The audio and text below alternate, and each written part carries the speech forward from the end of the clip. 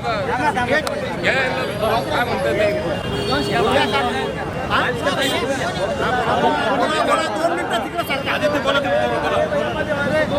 तुम्ही सरकार काका थोडा फोन करा नानिया मोबाईल जे नियोजन आहे जे आंदोलन आहे त्याबद्दल काय आजचं जे आक्रोश मोर्चाचं नियोजन आहे सर्व छत्रपती संभाजीनगर यांनी आयोजक केलेलं आहे आणि हा संयोजक सकल सोनार समाजातर्फे करणार आहे। या मोर्चाचं स्वरूप क्रांतीचं विभाग आयुक्त कार्यालयाला जाणार आहे आणि मोर्चाचं कारण असं की या नराधमाला कठोर शासन व्हावं व त्याला फाशी व्हावं आणि त्या हा खटला फास्ट ट्रॅक कोर्टात चालावा। शिक्षा दिली तो ते काही होणार आहे, कारण त्या मुलीला जितका त्रास सहन केला ते त्रासानंतर त्याचा गळा दाबले गेले ते मुली चिमुकली 3.5 वर्षाची।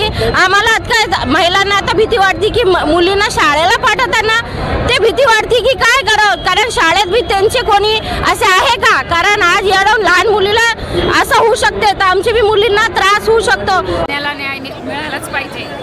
यज्ञावर ज्या प्रकारे अत्याचार हल्ला बलात्कार झाला तो पहिला नको होता आणि जो नराधम आहे त्याला फाशीची शिक्षा सरकारने दिलीच पाहिजे आणि ही शिक्षा ही त्वरित 15 दिवसाच्या आत द्यावी, न त्याच्यावर कोणता गुन्हा दाखल करावा न काही त्याला फाशीची शिक्षा मिळावी ही सर्वांची मागणी आहे। आणि समाजामध्ये अशा घटना होत्या कामा नये यासाठी सरकारने जागरूक करावं आणि असे कुठे काही अत्याचार बलात्कार वगैरे करतात अशांना शिक्षा द्यावी आमची मागणी आहे। आणि तेव्हा म्हणजे आपल्या याच्यातच नाही का पूर्ण महाराष्ट्रामध्ये याची महिलांमध्ये खळबळ उडलेली आहे। सीएम फडणवीस साहेब शहरामध्ये साहेबांना हे सांगतात की आपण म्हणतो की 24 तास महिलांना सुरक्षितता मिळते, सुरक्षितता असताना सुद्धा असे प्रकार का घडतात, अशा प्रकार घडू नये। कोणी नराधम असेल त्याला शिक्षा देण्यात यावी एवढीच आम्ही त्यांना मागणी करू। महेंद्र शिंदे नगरसेविका नागेश्वरवाडी। ह्या होता नागेश्वरवाडीच्या नगरसेविका माननीय शिंदे हो मालेगावमध्ये जे 3 वर्षाच्या मुलीची मिळून हत्या झाली होती त्या हत्येसाठी आज संभाजीनगरमध्ये आपण जे आहे तर क्रांती चौक येथे मोठ्या समाज बांधवांना घेऊन आज मोठ्या सगळं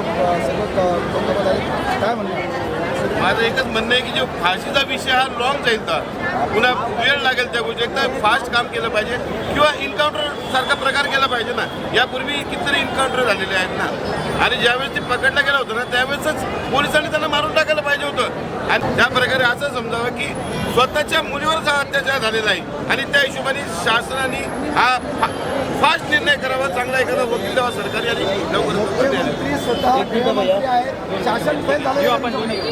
मी एक सांगू का बघा प्रत्येक मंत्र्याला एक काय दिलं पाहिजे। गृहमंत्री एखाद्या अशा माणसाकडे दिलं पाहिजे जो 24 तास तो पद सांभाळू शकतो आणि लोकांना न्याय मिळवून देऊ शकतो। मी मानतो महाराष्ट्राच्या प्रत्येक माणसाचं तोंड काळ झालेलं आहे या ताईच्या विषयामुळे। याच्यामुळे लवकर कायद्यात बदल करावे आणि फास्ट मी म्हणतो 2-4 लोकांना अगर मारून टाकलं ना यानंतर कोणी अशी हिंमत करणार नाही, एवढंच माझं म्हणणं। रमेश पाटील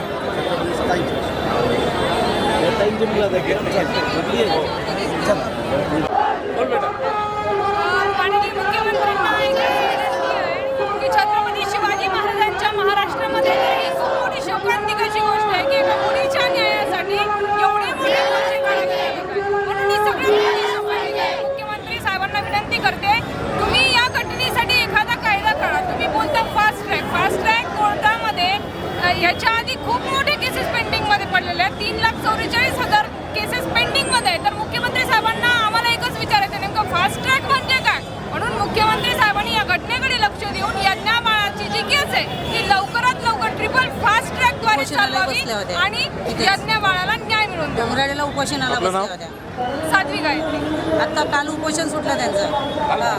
आम्ही यज्ञा बाळाच्या घरी पण जाऊन आलेलो आहे। त्या मुलीच्या आईचं एवढी आज कंडिशन बेकार आहे की त्यांच्या डोळ्यामधले अश्रूसुद्धा निघत नाही आहेत आणि जो त्यांच्याबद्दल जे अफवा पसरली की याचे भांडणं होते काय होते त्यांचं असं काहीही नाही आहे. आणि आम्ही त्या गावामध्ये जाऊन सगळ्यांना चौकशी केली आणि ते लोक एवढे सज्जन आहेत आणि हे यज्ञाबाबद्दल झाले ते आज जर बाळासाहेब ठाकरे जर असले असते तर त्यांनी डायरेक्ट इन्काउंटर करायला सांगितलं असतं. हे मुख्यमंत्री साहेब सध्या झोपलेले, त्यांच्या मुलीवर अशा जर झाल्या असत्या त्या बाळाला पटकन न्याय भेटला पाहिजे अशीच आमची विनंती आहे.